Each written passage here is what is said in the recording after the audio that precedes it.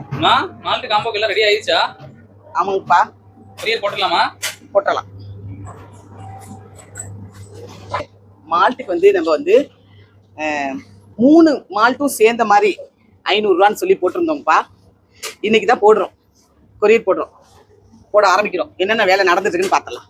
இங்க பாத்தீங்கன்னா எல்லா வகை மால்ட்டும்பா ரெடி ஆகிட்டு இருக்குது. அதாவது இன்னொரு வாட்டி எல்லாம் ரெடி பண்ணி ஹீட் ஆகிட்டு இருக்கு. இந்த பக்கம் பாத்தீங்கன்னா இன்னும் காய வேண்டியது இருக்குது.